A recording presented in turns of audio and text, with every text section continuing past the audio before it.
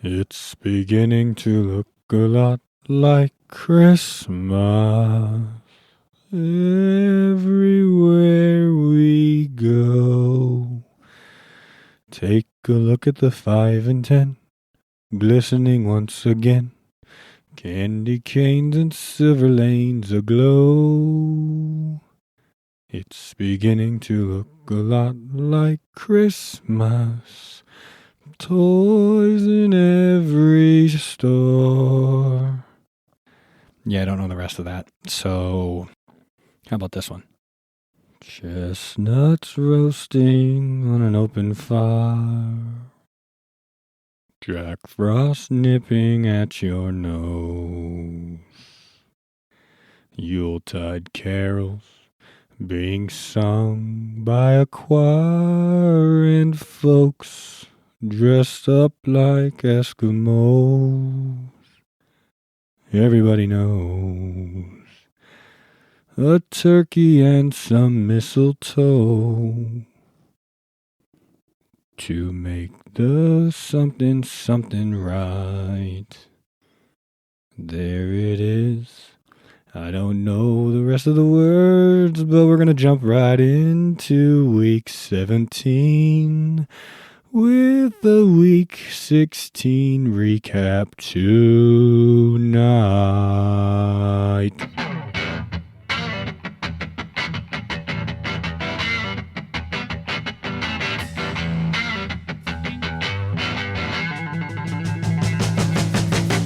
Welcome back and Merry Christmas to all, and to all a very, very, very happy and positive day. Hope you're enjoying it with your family, or you're on your way to enjoy it with your family.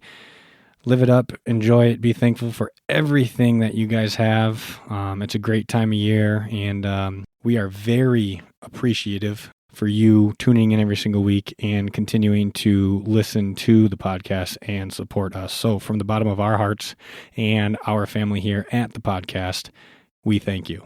Week 17 is upon us, and it is Christmas. We're going to jump into a Week 16 recap, get into some quick hitters, talk about the individuals who are still in the pool, and then get to a unanimous, or I'm calling it a unanimous, who you guys should pick, who you're staying away from, and who you should be on the fence with. It is just me tonight. The boys are off with their family, so let them off the hook, but let's get into it.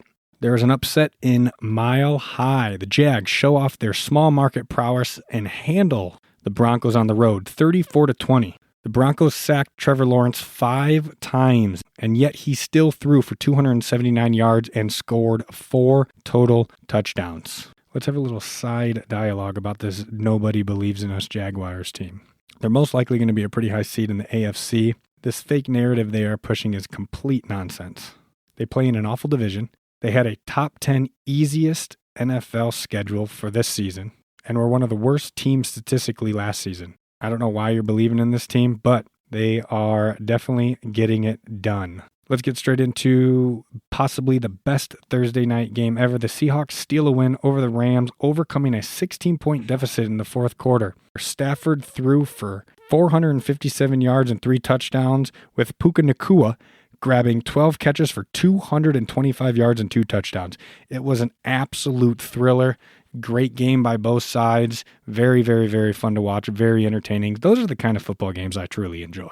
The shootouts, players doing what they need to do, quarterbacks slinging the ball around. Who needs to run the ball? Just slang, slang, slang. Toss it around and see what happens. Shout out to the Seahawks. Shout out to the Rams. Good stuff for the Seahawks coming back to overcome that 16-point deficit. Let's talk about the Bears. The Bears exercised their demons against the Packers on that good old Saturday night game, with Caleb Williams throwing that clutch ball to the end zone. Is Caleb Williams the man? I'm going to let you guys decide that. Jordan Love leaves the game early with a concussion. Malik Willis keeps the game interesting, but now he also has a shoulder injury, putting this week's game in flux. Packers need to do some things at the end of the season here, and they do need some help in order to get into the playoffs, I think. Our statistical genius in Matt is currently not here to back me up on that, but the Bears are in. Now it just depends upon who is going to win that division. the Titans, baby. Let me touch on the Titans real quick. I called this last week a little bit. I'm said if you want to take a risk, no one's going to do it at this stage of the game because there's only 12 individuals left. But this was the time to take the Titans, and I called it. The Titans strike again. They beat the depleted Chiefs. So I guess it's not that exciting. But the Titans pick up their third win of the season. The Titans rack up nearly 400 total yards of offense against the Chiefs. Gardner Minshew hurts his knee in this one, but didn't tear his ACL, which is good. And we're waiting to see what old man quarterback can pick up the Chiefs. I don't know if Russell Wilson is out there, but I did hear some rumors swirl that could be a potential landing spot for him next year before Patty Mahomes comes back. Let's talk about current playoff seedings. Here we go. AFC, seed number 1, you got the Broncos. Number 2, Pats versus the 7 seed Texans. The 3 seed, the Jags, against the 6-seeded Bills. And then you got the 4-seeded Steelers. And also, Matt, if you're listening to this, I know you probably won't, but Mike Tomlin, I think that's his name, the Steelers head coach, 19 seasons with the Steelers, 19 winning seasons. I know how much you love the Steelers, so hey, congrats to Mike Tomlin and Old Man Rodgers. 4-seed Steelers are going to be playing the 5th-seed Chargers. Let's go over to the NFC. Number 1 seed, we got the Seahawks. Number 2 seed, we got the Bears, matching up against the 7 seed, the Packers, potentially.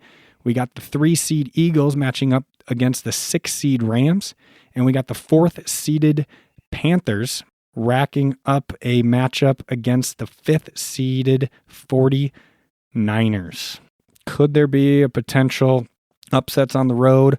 One of our statistical geniuses said there could be 4 or 5 road upsets in round 1. That is going to be something to watch. I really do hope so. I want an entertaining playoffs, and I want an underdog to win it this year.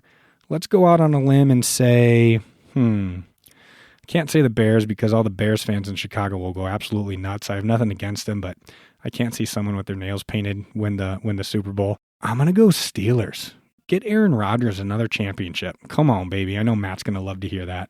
No teams lost this week. We had 7 individuals pick the Texans, 2 individuals pick the Eagles, 1 individual picked the Bills, and 1 individual picked the Saints. That was Papa P. Good work. Also, all of you guys who picked the Texans were definitely sweating it out when the Raiders were doing what they were doing, but Texans squeaked it out, and you guys all lived to see another day. We still have 1 individual in the Shoot Happens pool undefeated. So if the standings stay the same, that individual is going to get paid out the full X amount of dollars, and we're going to have to get that person on the pod and see what they're spending that money on.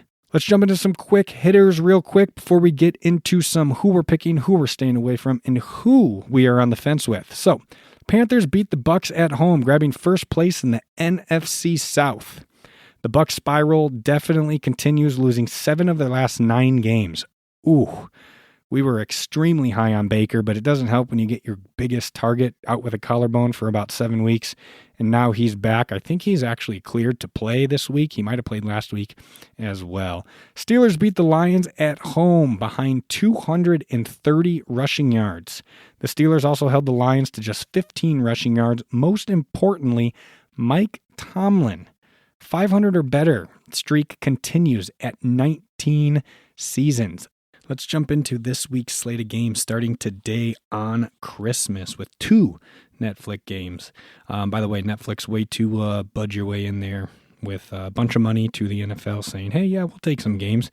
Plus, it's kind of hard to compete with the NBA on Christmas because they've been doing it for so long. So, with all that being said, Dallas and Washington at 12 today, and then Detroit and Minnesota at 3:30 p.m. today, both on Netflix. After that, we're going to jump into the Denver and Kansas City game on Prime. That is normal. That's a 7:15 game over on Prime. Back to our Saturday matchups. Again, we're going with 2 games on Saturday, NFL Network and Peacock. Again, Peacock just throwing some money at the NFL saying, hey, yeah, we'll take a game. Why not? Houston and LA match up first at 3:30, and then Baltimore and Green Bay match up at 7. Into our regular slate of games on Sunday, December 28th. Hope your guys' bellies are full and the gifts are flying. Here we go. Arizona against Cincy.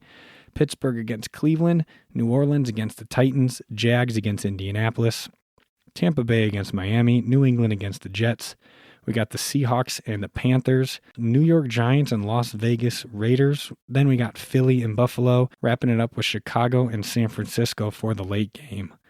Monday night, as always on ESPN, December 29th, we got LA Rams and the Atlanta Falcons. We're going to make this easy for you guys listening. We know you have some family stuff to get to, so here we go. Who we're picking, who we're staying away from, and who we're on the fence with. This week's on the fence team, and I'm going to say it for all of us over at the podcast, is the Bengals over the Cardinals. One week, the Bengals will not score against the Ravens. Next week, they'll go out and absolutely dominate the Dolphins. It's an absolute coin flip. The Bengals will either put up 450 yards or won't show up. God bless both of them. Merry Christmas. Let's see what happens. The team we are staying away from this week are the Ravens versus the Packers. We could be looking at the Snoop Huntley versus the Clayton Tune matchup. There's no guarantee that Lamar Jackson, back contusion, he got popped pretty good, or Jordan Love with a concussion, or Malik Willis with a shoulder, is going to be game ready. So safe to say, I would get away from both of those teams. Who's the podcast picking for week 17? And that is going to be the Saints over the Titans. Matt himself has definitely been a coward over the last couple weeks, not betting on the Saints, definitely to beat the Jets. He has also been ignoring the ultimate unstoppable power that is Tyler Shough. I think I said that wrong, but that is okay. Move over, Drew Brees, as the greatest quarterback in Saints history is here. If I'm not saying your name right, buddy, I do apologize. But hey, go Saints, beat the Titans, and to everyone who is still in the pool, good luck. Keep rocking it. Papa P, let's go. Come on. I want those beers next time I'm in Tennessee. Again, thank you guys so much for listening. We really do appreciate it. Merry Christmas and happy holidays to everyone, wherever you are listening from around the world. We have people in Singapore, Asia, Malaysia, Germany, Netherlands, France, Brazil, Spain. I can go on and on. We really do appreciate all the support, along with the individuals who are listening here in the States. And to all of those listeners who have the bell hit and follow the podcast so they get every single episode instantly. Thank you, thank you, thank you. If you haven't already, please like, comment, subscribe, share, do all those fun things. Put it on Facebook, put it on Instagram, put it on Snapchat, put it on Substack. Put it anywhere you think that you can get the name out. That is the only thing that I'm going to continue to ask from you guys. We are continuously rolling with this podcast. We really do enjoy it. We really do enjoy the support, and we will see you guys next week.